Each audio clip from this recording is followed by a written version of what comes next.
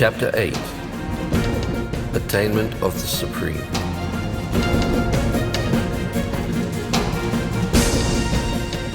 The spiritual manifestation is 3 times bigger than material creation with all its universes. Originally, the soul was in the spiritual world with Lord Krishna, serving him with love and devotion, this being the natural position of the soul. Somehow or other, the soul wants to be independent, and so desires to come to the material world, where, accepting a material body, he takes birth. There are 8,400,000 different types of material bodies, beginning with 900,000 types of aquatic bodies, then 1 million types of bird bodies, then 1.1 million types of insects and reptile bodies, then 2 million types of plants and tree bodies, then 3 million types of animal bodies, until we get to the 400,000 types of human bodies. The human body is distinct from all others because with the human body comes the intelligence with which the soul can understand God. With an animal body, one cannot understand God. Therefore, only with human body can one attain God. How one can attain God? By always remembering Krishna and performing pure devotional service throughout one's life. At the time of death, one leaves the material world and goes back home to the spiritual world.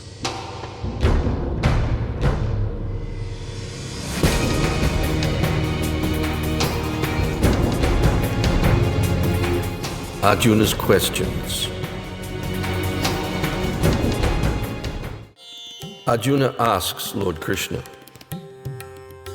what is Brahman, the soul?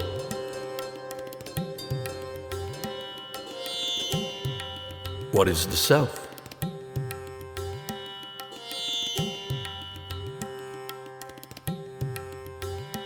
What are fruitive activities?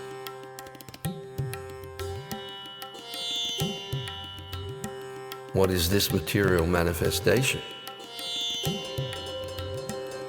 With all its universes, planets, and stars. What are the demigods?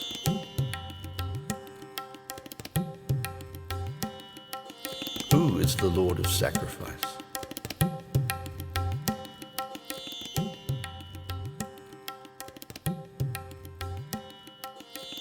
How can a person who is engaged in devotional service know you at the time of death?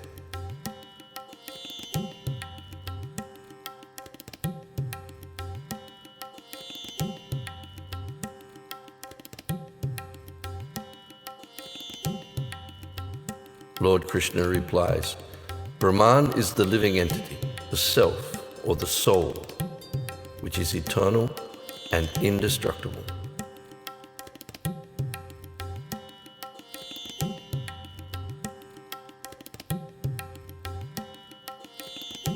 The soul's intrinsic nature is to render service.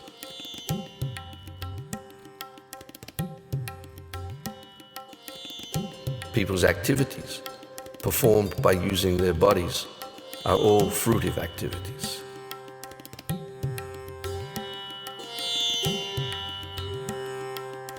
Activities like cooking, building, and making things are all performed for the satisfaction of the self.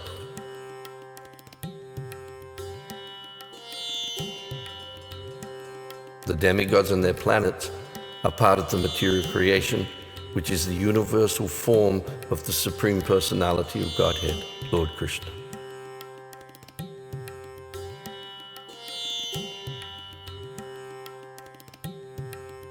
The results of people's fruitive activities should be offered to the Lord, who is Krishna himself.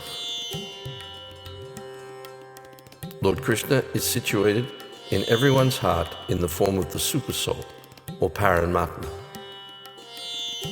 For a person engaged in devotional service to the Lord, who wants to return to the kingdom of Krishna at the time of death, everything depends on his state of consciousness at the moment when he leaves his body. The principle is, whatever one remembers, one obtains. Therefore, if one remembers Lord Krishna at the time of death, it is certain one will attain him. Remembering Krishna.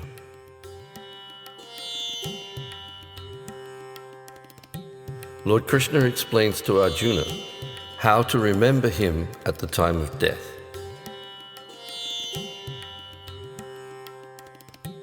He says, "One who remembers me at the time of death is sure to come back to the spiritual world and live with me eternally."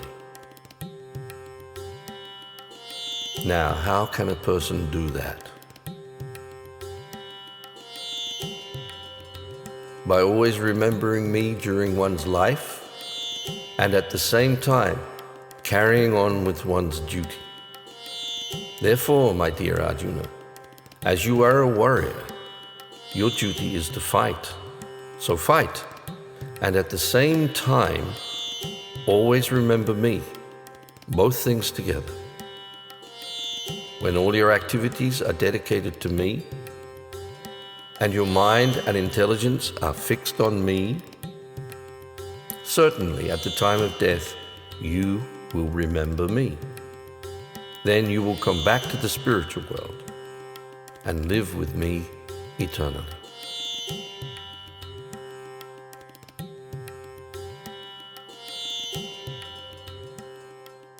Pure devotional service. The lifetime of Lord Brahma, creator of the universe and all the planets, takes place over a vast time scale and within a vastly longer time frame than our own.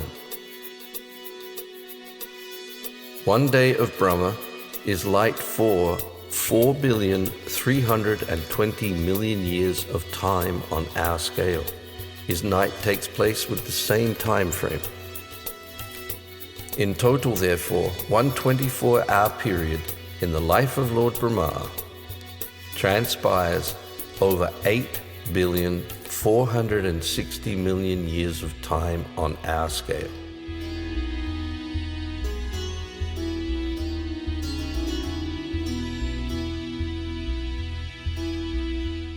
When Brahma's day begins, all the souls that have been unmanifested during Brahma's night are again ready to accept a material body by taking birth. Once the soul accepts a material body, he is covered by it and must act according to its nature.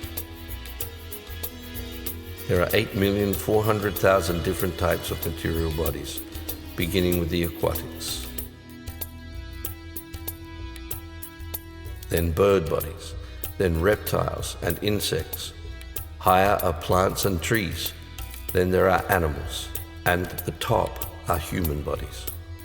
Human life is very important because only with the human form can one understand God, attain liberation, and go back to the spiritual world.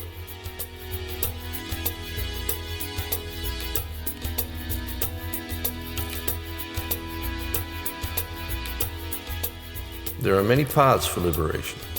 For instance, charity, philosophical speculation, austerities, study of the Vedas, and so on. All the practitioners of these paths are looking for an auspicious time and circumstance for leaving the body. However, a devotee of Krishna doesn't care about auspicious or inauspicious times and circumstances, neither for the other paths either, because by engaging in pure devotional service to Krishna, he automatically attains all the results derived from all the other paths. Therefore, he is fully focused on the uninterrupted devotional service to the Lord. At the time of death, such a pure devotee will be able to remember Lord Krishna. Thus, he will reach the Lord's supreme abode and remain there with Lord Krishna eternally.